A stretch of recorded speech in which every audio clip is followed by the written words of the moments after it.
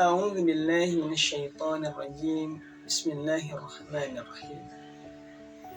Orang Jamaika hobinya memancing ikan.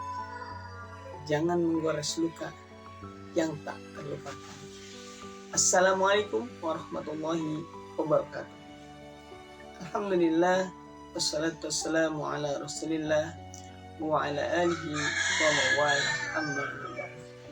Sahabat-sahabatku yang dirahmati Allah Subhanahu wa taala. Luka itu sesuatu yang tidak mengenakan. Coba bayangkan kalau kita terluka, pasti kita akan meringis. Kita akan senantiasa merasa kurang nyaman. Andai kita lagi jalan, tahu-tahu kita menginjak paku. Masya Allah, itu lukanya luar dalam. Luka di kaki, luka di hati. Kenapa?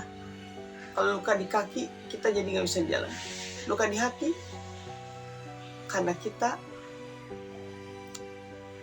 tidak merasa orang lain bersimpati.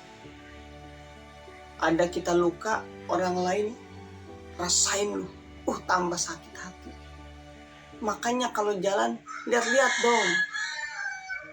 Itu kalau komentator yang kayak hari ini, netizen. Ada yang komennya baik, ada yang komennya nggak baik. Kalau komennya baik bisa mengenakan hati, tapi kalau komennya jelek, tambah hati menjadi luka. Nah, teman-temanku yang dirahmati Allah Subhanahu wa taala, kita di dunia ini adalah bagaikan seorang petani. Kita itu menanam, kita ini akan menuai. Yang namanya petani, kalau pengen menuai yang baik-baik, maka dia harus menanam yang baik-baik.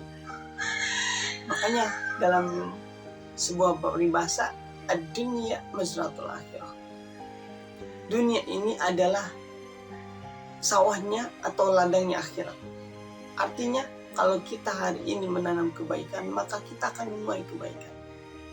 Kalau hari ini kita menanam keburukan, nanti yang akan kita tuai juga keburukan. Oleh karenanya, jangan sampai kita menggores luka kepada orang lain, yang itu akan membuat dia tidak sampai bisa melupakan luka tersebut. Kenapa? Karena ia akan senantiasa mengingatnya. Dan ketika luka itu teringat, boleh jadi ia berdoa sesuatu yang buruk buat kita. Teman-teman yang dirahmati Allah Subhanahu wa taala, dalam sebuah ayat yang hampir familiar bagi semua orang, dalam surat Al-Zalzalah, surat ke-99, di ayat ke-7 dan ayat ke-8, Allah berfirman, "Faman ya'mal mithqala dzarratin khairan yarah." Barang siapa yang dia melakukan kebaikan, maka dia akan melihatnya, sekecil apapun kebaikan itu. Wa may ya'mal mithqala dzarratin syarran yarah. Dan barang siapa yang mengerjakan kejelekan sekecil apapun, ia pun juga akan melihatnya. Oleh karenanya, teman-temanku yang dirahmati Allah Subhanahu wa taala, yuk sebagai petani yang baik, kita tanam yang baik-baik. Karena hasilnya adalah apa yang akan kita lihat nanti. Sebelum kita melihatnya nanti di akhirat, setiap apa yang kita tanam itu akan kita lihat juga di dunia ini. Oleh karenanya, kita hari ini banyak sekali melihat bagaimana di Indonesia, di berita-berita yang sedang viral. Masya Allah, sungguh miris teman-teman lihatnya. Bagaimana seseorang ditemukan dalam koper.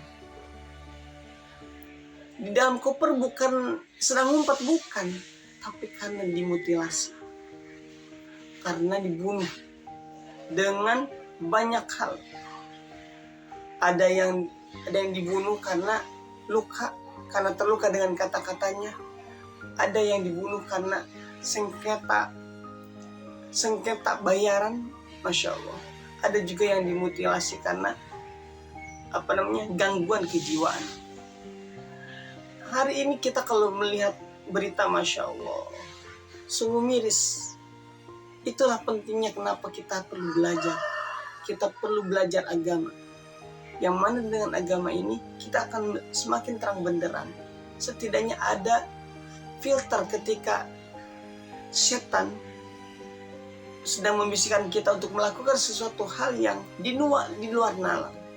Yang namanya membunuh itu, Masya Allah, hukumannya berat. Orang yang membunuh harusnya dibunuh lagi. Orang yang melukai orang lain pasti dia akan membalas. Tapi kalau sudah meninggal, gak mungkin dia membalas. Kecuali siapa? Keluarganya. Nah teman-teman dari Allah Subhanahu wa Ta'ala, kalau kita tidak bisa membuat orang lain senang, jangan pernah membuat duka.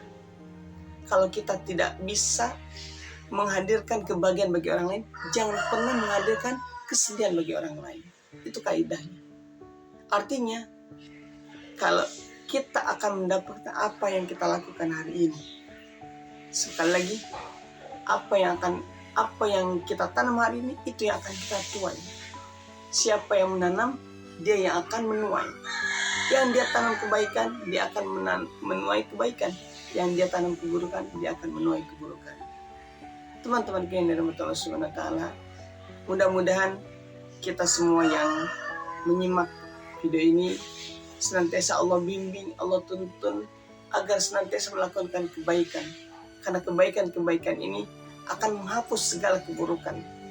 Kalau kita dulu pernah berbuat salah, dulu pernah lupa, dulu pernah hilaf, apapun itu kelupanya, apapun hilafnya, dengan kita berbuat baik, maka itu akan menghapus itu.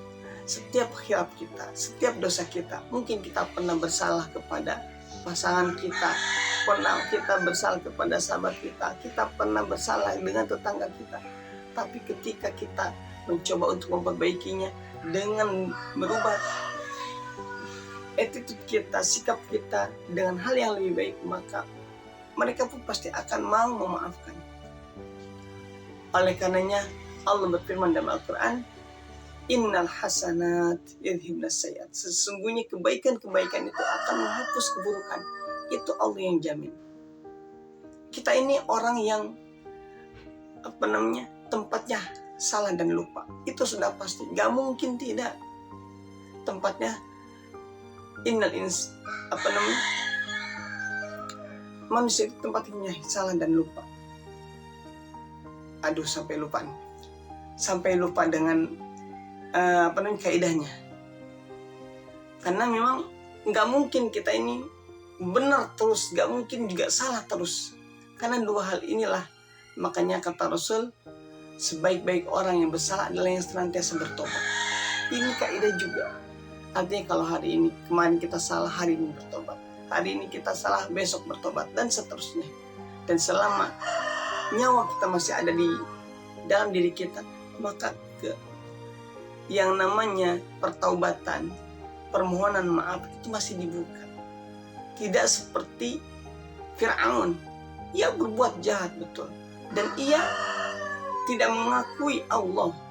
Dia bahkan mengaku sebagai Tuhan, dan ia baru bertaubat dan berkata, amantu billahi Musa wa Harun, aku beriman kepada Tuhannya Musa dan Harun. Tapi ketika nyawanya sudah ditenggorokan, maka itu sudah batas ujung. Ketika nyawa sudah ditenggorokan, ia bertobat, gak diterima. Fir'aun mengakui bahwa Allah adalah Tuhan yang sesungguhnya. Tuhannya Nabi Musa dan Nabi Harun, itulah Tuhan yang sebenarnya. Ia baru mengakui, tapi ketika nyawanya sudah ditenggorokan. Dan itu batas pertobatan, itu diterima. Teman-teman yang dirahmati Allah Subhanahu wa Ta'ala, mudah-mudahan kita semua tidak termasuk sebagai penerus Fir'aun atau Qarun atau siapapun yang ia tidak mempercayai Allah. Karena sejatinya dunia ini, kesenangan di dunia ini, keburukan ini, Allah yang punya. Kalau kita pengen kebaikan, itu kita harus meminta kepada Allah. La haula wala quwata illa billah. Tidak ada daya dan kekuatan kecuali Allah, hanya milik Allah. Kita bisa berbuat baik, saya bisa menyampaikan ini, teman-teman bisa menyimak, ini juga Allah yang takdirkan. Allah yang menakdirkan seseorang bisa menambah istrinya, bisa menikah, bisa punya anak, bisa jadi presiden, bisa jadi ustadz, bisa menjadi yang lainnya. Allah yang nakdirin.